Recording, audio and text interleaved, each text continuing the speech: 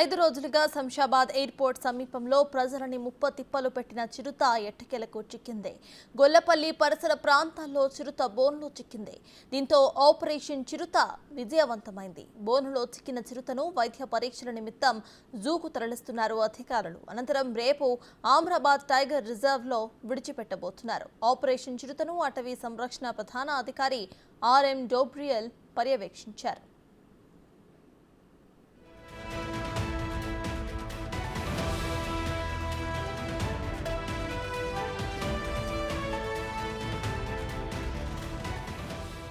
చిరుతను బంధించేందుకు దాదాపు 5 బోన్లలో మేకలను ఎరగా పెట్టారు. చిరుత జాడను గుర్తించేందుకు దాదాపు 25 ట్రాప్ కెమెరాస్ను ఏర్పాటు చేశారు. ఇప్పుడు చిరుత చిక్కడంతో బిక్కుబిక్కుమంటూ గడిపిన ప్రజలు కాస్త ఊపిరి పీల్చుకున్నారు.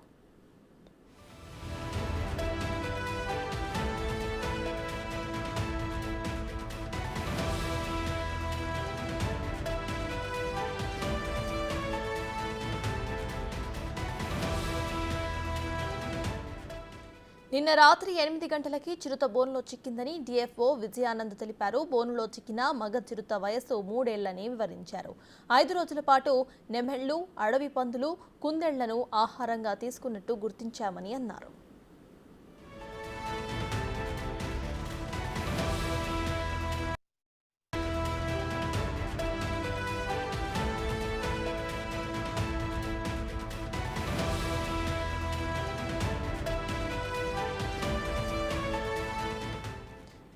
మరింత సమాచారాన్ని మా ప్రతినిధి రాణా అందిస్తారు.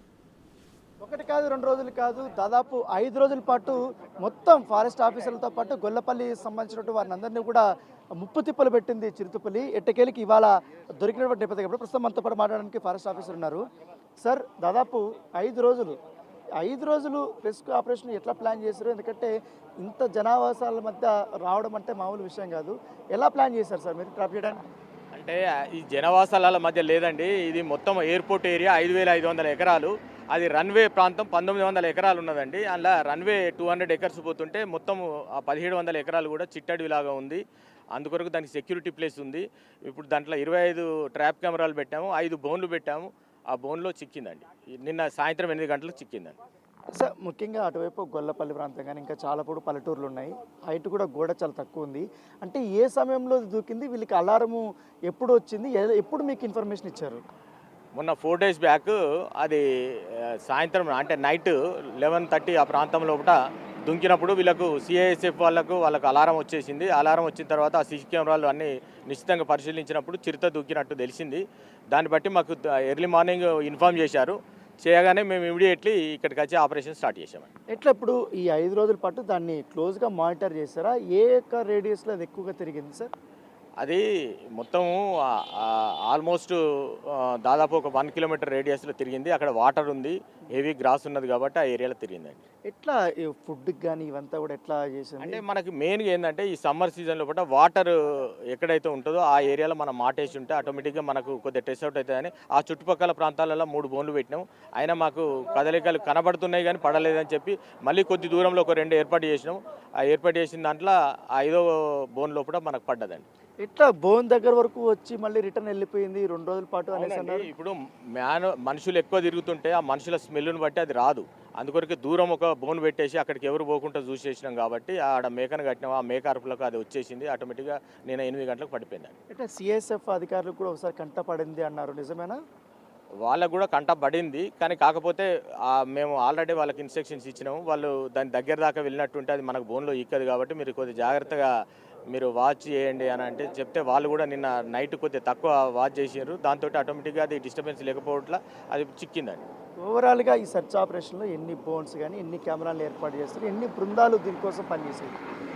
మేము మా శంషాబాద్ రేంజ్ స్టాఫ్ అండ్ మా మొత్తం బీట్ ఆఫీసర్స్, సెక్షన్ ఆఫీసర్స్ అందరు కూడా 15 మందిని 24 అవర్స్ వాచ్ చేస్తూ ఉన్నాము. దాంతో 5 బోన్లు ఏర్పాటు చేసినాము, 25 ట్రాప్ కెమెరాలు ఏర్పాటు చేసినాం. ఎందుకంటే మామూలుగా ఇలాంటి వన్యమృగాలకి సౌండ్స్ వస్తే పారిపోవడానికి ప్రయత్నిస్తారు, గోడలు దూకడానికి ప్రయత్నిస్తుంటాయి కదా. ఇంత డైలీ ఇన్ని ఫ్లైట్స్ ల్యాండ్ అవుతున్నాయి, టేకప్ అవుతున్నాయి, అప్పుడు ఏం భయపడినట్టు మీకు ఏమన్నా కనపడ్డదా కెమెరాస్?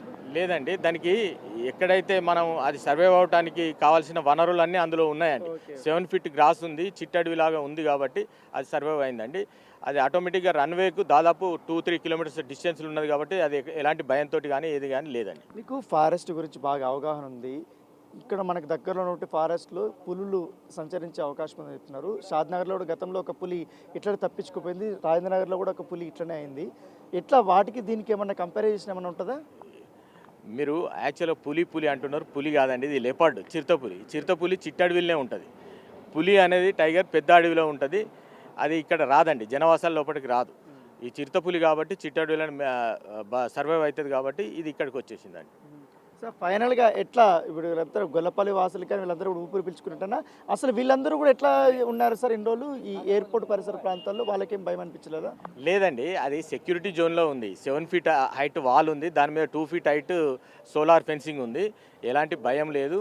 అది చిరుతపులి అనేది పెద్దవాళ్ళ దగ్గరికి రాదండి, చిన్న జంతువులనే వేటాడుతుంది కాబట్టి ఎలాంటి భయం లేదు. ఎట్లా నెక్స్ట్ ప్రాసెస్ ఎట్లుంటుంది సార్? దాన్ని ఎక్కడ తీసుకెళ్తారు?